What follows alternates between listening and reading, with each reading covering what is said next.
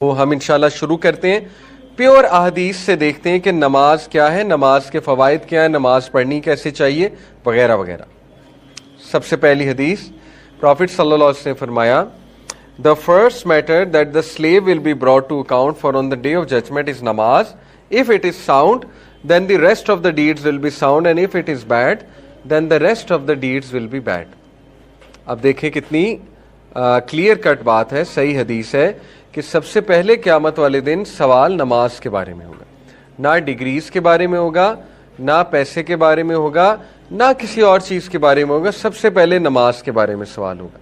जिसकी नमाजें ठीक निकल आईं उसके बाकी अमाल भी ठीक होंगे, जिसकी नमाजें ठीक ना निकली उसके बाकी मामलात भी ठीक नहीं निकलेंगे।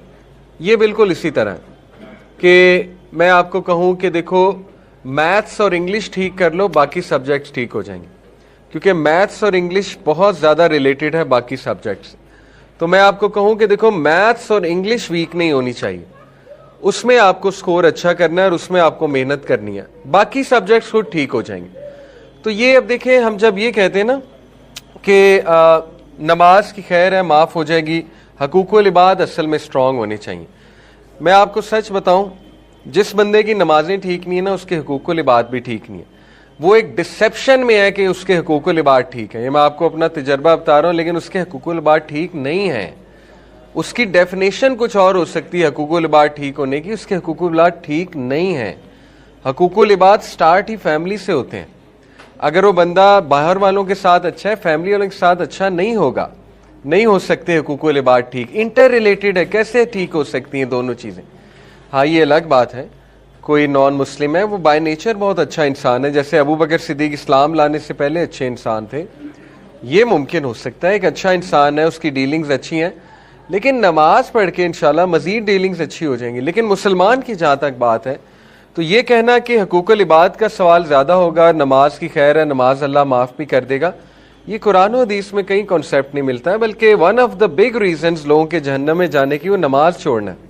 सूरह मुदस्सिर की आया है कि जब जहन्नमियों से पूछा जाएगा व्हाट ब्रॉट यू हियर, तुम्हें क्या चीज़ यहाँ पे ले आई, वो कहेंगे हम नमाज नहीं पढ़ते थे। क़यामत वाले दिन अल्लाह सुब्हानहू व तआला जब अपने जलाल के साथ आएंगे, वो एक पूरा सीन है, तो अल्लाह सुब्हानहू व तआला की शिन को जब एक्सपोज किया जाएगा, ये एक मुतशाबिहात में से कि अल्लाह की शिन क्या है, तो उस आयत में है कि तमाम मोमिनीन सजदे में गिर जाएंगे, कुछ लोग नहीं गिर पाएंगे, उनकी कमर अकड़ जाएगी। तो क्या कुरान में ही है, उनसे पूछा जाएगा कि तुम सजदा क्यों नहीं कर रहे, तो फिर जवाब भी मिलेगा कि ये वो लोग हैं जो दुनिया में नमाज नहीं पढ़ते थे, तो आज सजदा कैसे कर लेंगे। जज़ाकल्लाह खैर। तो देखिए कुरान और हदीस से ये कहीं से नहीं मिलता कि नमाज की खैर है और हकूक़ुल इबाद में अच्छा होना चाहिए। हाँ, ये ज़रूर मिलता है कि अखलाक इतने इंपॉर्टेंट हैं, हकूक़ुल इबाद और अखलाकियात इतनी इंपॉर्टेंट है कि एक अच्छे अखलाक वाले इंसान को एक आबिद पर फजीलत है। नबी सल्लल्लाहु अलैहि वसल्लम ने फरमाया कि जो इंसान फजर और इशा की नमाज पढ़ रहा है ना, तो उसकी गवाही दे दो, मुनाफिक नहीं हो सकता। अब देखिए बैड एग्जाम्पल्स आर देयर, जो कि हम कोट करते हैं कि नहीं मैंने तो फलाने को देखा कि वो नमाज पढ़ता है लेकिन वो चर्स का कारोबार भी करता है, वो ड्रग्स का कारोबार भी करता है। भाई वो एक बदतरीन एक्सेप्शन है।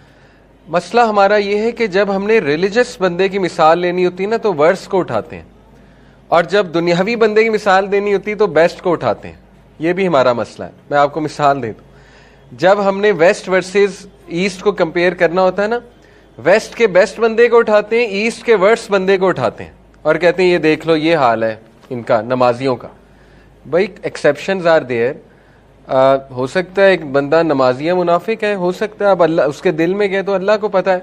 अगर वो ड्रग्स का कारोबार कर रहा है उसका वो जवाब देगा, लेकिन हम जनरली ये बात कर रहे हैं जो बंदा नमाज पढ़ता है उसमें बहुत खैर है, और ये नबी सल्लल्लाहु अलैहि वसल्लम बात कर रहे हैं, ठीक है ना।